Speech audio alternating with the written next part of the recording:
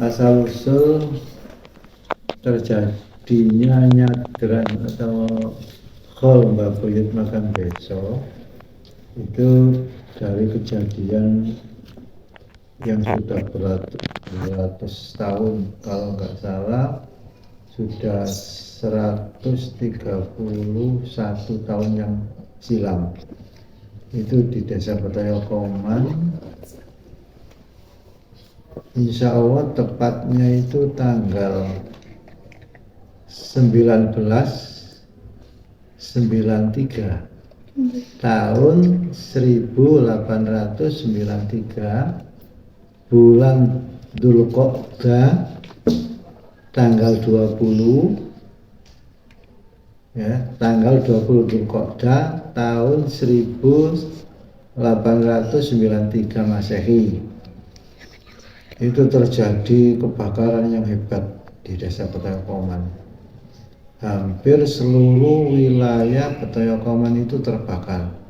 Bahkan bukan hanya Petoyokoman, Petoyokuci juga. Dari Petoyokoman, Petoyokuci itu terjadi kebakaran hebat. Seluruh wilayah, hampir seluruh wilayah dari Petoyokoman itu terjadi kebakaran.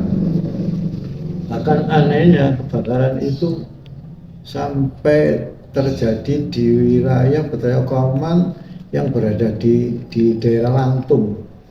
Lantung itu letaknya sebelah baratnya Desa Tanggul.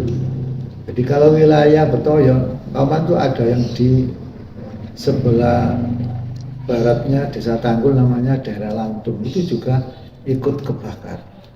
Nah, yang aneh itu yang tidak kebakar itu dusun Sawu atau sekarang disebut Kali Sawu. Nah, di dusun Sawu itu tepatnya di makam Mbah Buyut Makam Desa dan sekitarnya itu nggak kebakar.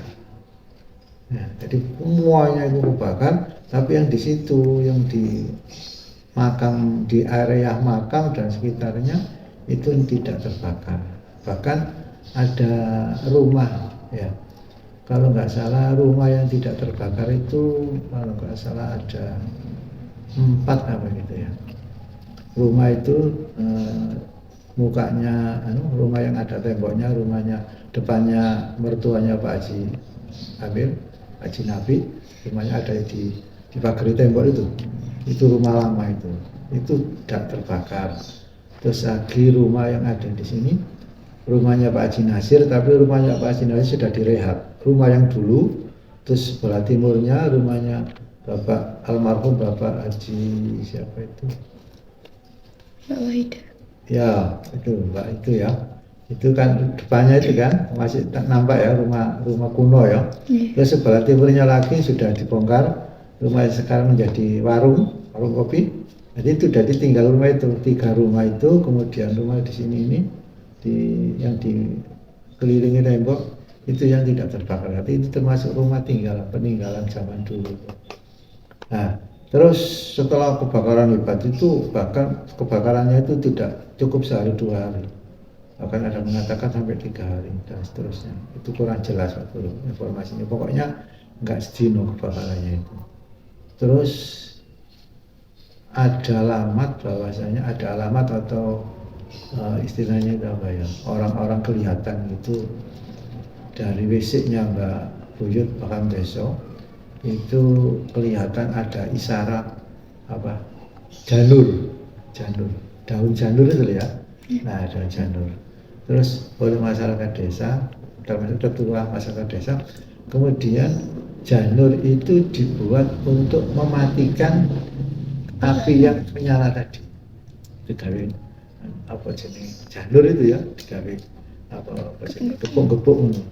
Nah, ternyata dengan dipukul-pukul dengan janur apa jenis apinya itu bisa padam, bisa mati.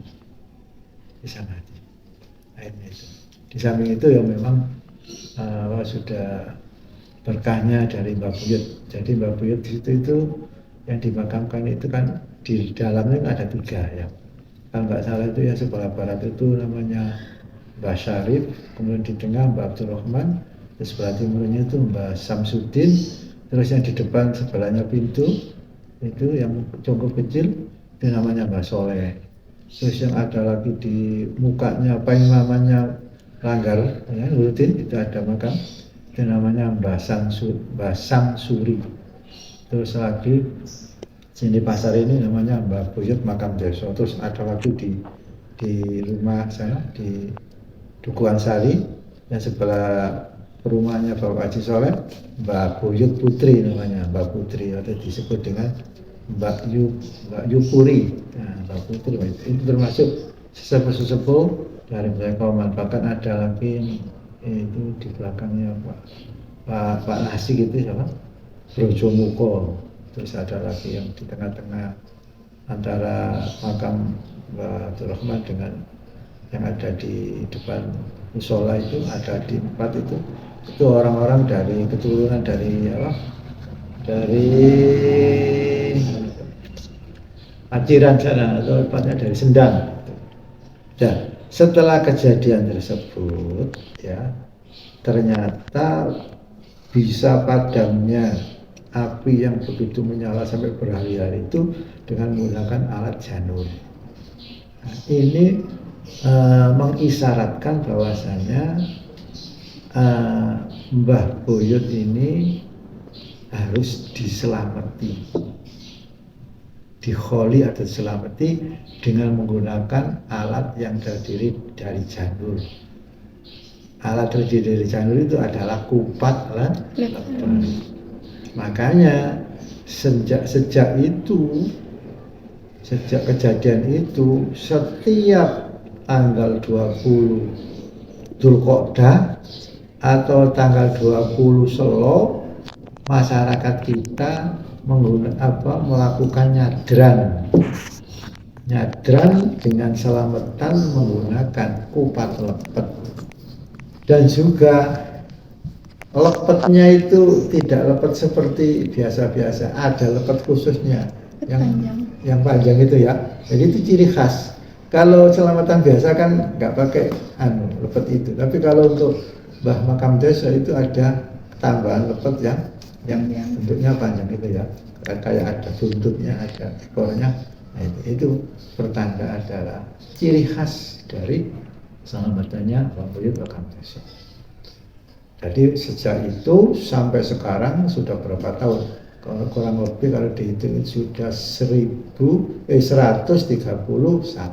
tahun yang akan datang ini. Selalu dikholi dengan selamatan kupat lebar. Dan itu kayak sudah menjadi kewajibannya warga desa. Soalnya begini, kalau seumpama ya ada warga desa yang tidak ikut lepetan atau tidak ikut nyadar, itu ada saja kejadiannya. Biasanya itu kebakar, apa kebakar dapurnya, apa pokoknya gampangan itu kena musibah. Jadi makanya kalau pas lepetan begini masyarakat desa tidak ada yang tidak mau melaksanakannya, takut istilahnya itu.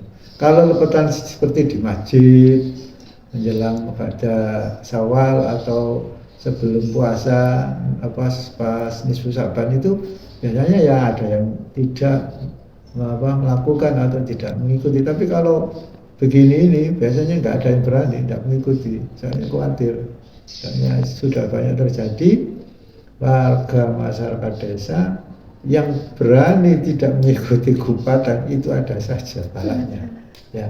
Jadi ada saja balanya, di antaranya pokoknya ada serbu kebakaran dapurnya apa itu. Nah, jadi itu adalah intisari dari peringatan itu adalah kita harus selalu memperingati jasa dari para pendiri desa Betawi Kauman. Di antaranya Mbah Buyut Abdurrahman tadi, itu kan termasuk orang pertama yang menjadi Islamnya Betawi Kauman, yang berdakwah di Betawi Kauman untuk menyelamatkan orang Betoyo dari kekafiran atau kejahiliaan atau Buddha dan seterusnya. Nah, karena lama orang Betoyo itu tidak memperingati, tidak mengingat dengan sesepuhnya, maka beri peringatan dengan diadab oleh Gusti Allah dengan kejadian kebakaran yang hebat di seluruh desa Kayokoman. Dan setelah itu kemudian sampai sekarang kita selalu memperingati mengholi Baboit Akam Deso yang tepatnya pada 20 Dzulqa'dah atau 20 Selo. Itu insya Allah ceritanya begitu.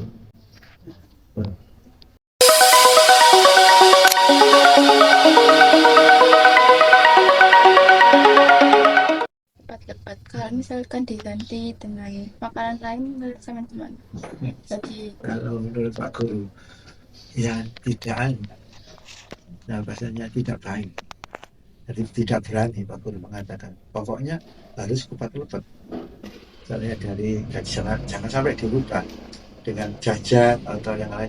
Misalnya dia itu tetap mengikuti acara, tapi tidak dengan membawa kupat lepet, dengan membawa buah atau yang lain. Biasanya kan ada kejadian seperti itu, seperti di masjid itu kadang-kadang nggak bawa kupat lepet tapi bawa buah.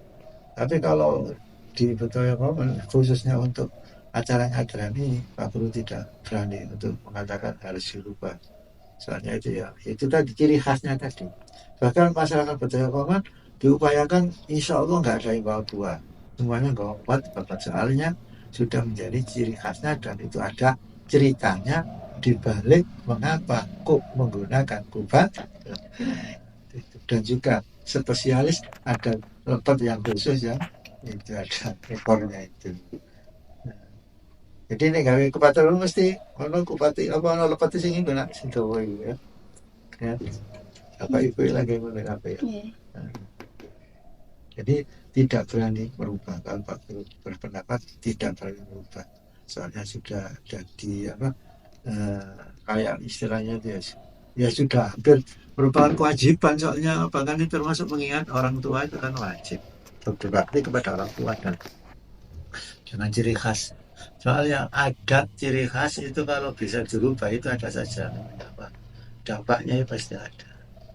Ya, pasti ada. Walaupun dalam hukum Islam itu al-adatul muhakamah. Jadi adat itu bisa menjadi hukum. Jadi kebiasaan adat yang baik itu bisa menjadi hukum wajib. Dalam kitab usul fikihnya al-adatu muhakamah. Jadi adat itu menjadi hukum untuk dilaksanakan. Pokoknya adat yang baik. Bukan adat yang menyimpang dari syariat. Ya. Kalau ini kan kegiatan Seloan, setelah kejadian kebakaran itu maksudnya waktu kebakaran itu setelah langsung diadakan hal ini atau baru setahun kemudian atau 2 tahun kemudian waktu jelasin itu kira-kira berapa? Oh, masalah itu Pak Guru kurang jelas ya, masalah setelah kejadian terus apa langsung dilakukan itu informasinya kurang tahu. Pokoknya tapi yang dibuat patokan itu ya kemungkinan kalau menurut Pak Guru ya mungkin ya tidak jauh dari setelah kejadian menggunakan selamatan. Terus setelah itu setiap selamatan ditempatkan dengan tanggal 20 Syawal sesuai kejadian. Jadi kurang untuk setelah kejadian terus menggunakan atau melakukan khol selamatan itu kurang jelas informasinya. Bagaimana apa langsung, apa 1 tahun kemudian, bagaimana itu kurang jelas.